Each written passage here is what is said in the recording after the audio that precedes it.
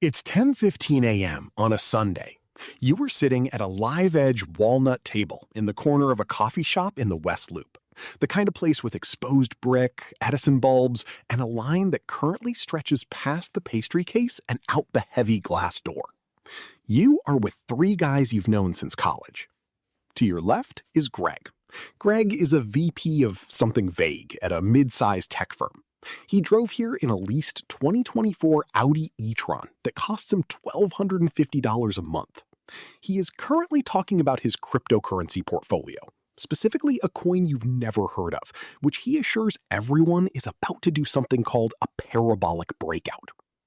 Across from you is Marcus. Marcus is in commercial real estate. He wears a Rolex Submariner that he financed over 36 months. He is loudly complaining about the capital gains tax. And then there's you. You are wearing a plain black t-shirt you bought in a 3-pack from Target. You drove here in a 2017 Toyota RAV4 with 92,000 miles on it. You were drinking a black drip coffee that cost $4. Greg checks his watch, sighs, and looks toward the espresso bar.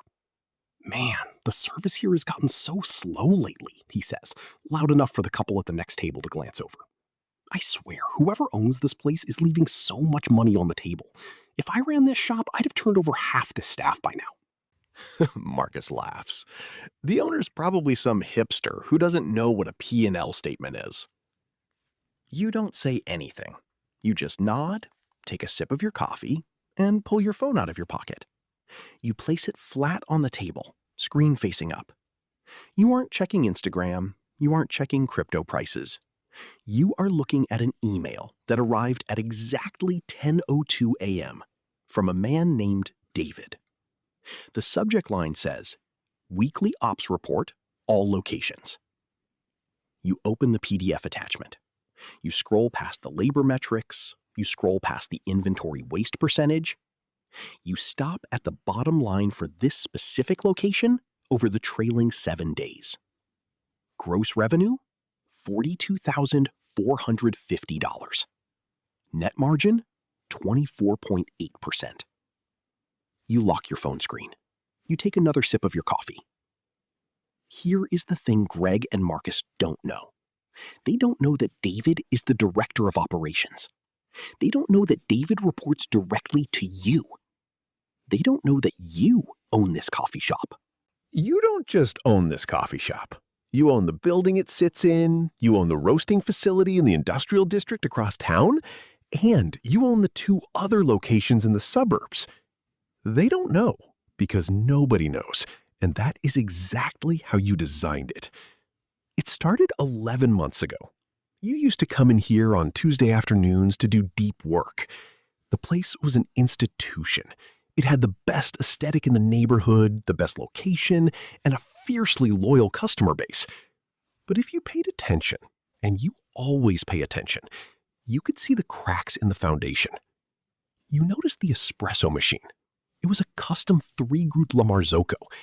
Beautiful, but it was leaking from the steam wand, and the pressure gauge on Group 2 kept fluttering. It meant the extraction was inconsistent. It meant they didn't have the cash flow to maintain their core equipment. You noticed the staff. They were young, stressed, and constantly turning over. You'd see a new face on the register every 3 weeks. You noticed the menu.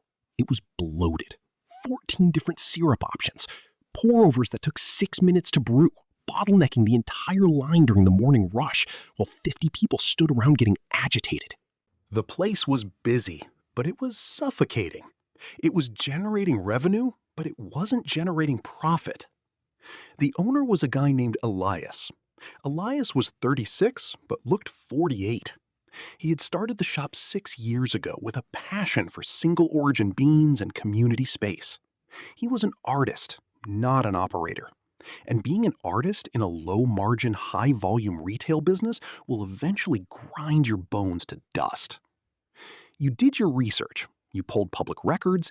You saw a state tax lien filed 9 months prior. Nothing massive, just $14,000. But a tax lien on a cash-flowing retail business is a flashing red light.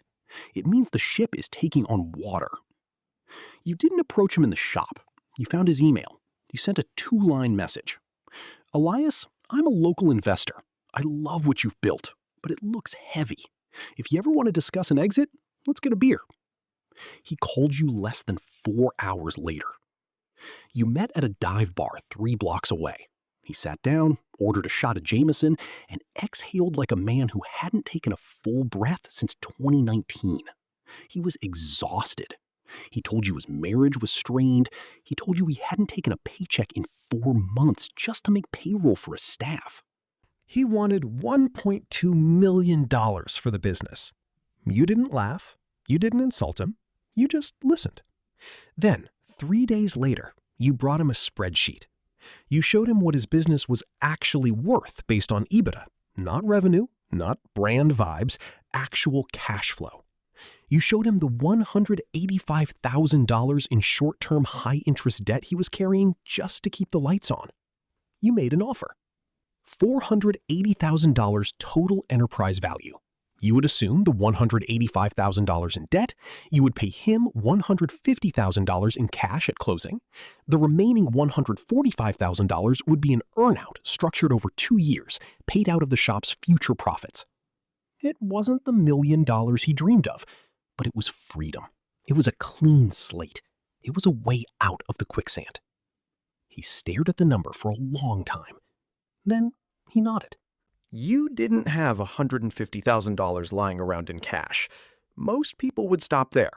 But you had spent the last 4 years quietly building an unassailable credit profile and holding a portfolio of dividend-producing index funds. You took a pledged asset line against your portfolio. You borrowed your own money at 4.2% interest. The deal closed on a Tuesday. There was no press release. There was no Instagram post. The first thing you did was hire David. David was 42. He had spent a decade managing regional operations for a massive national bakery chain. He was tired of corporate bureaucracy and wanted equity in something smaller.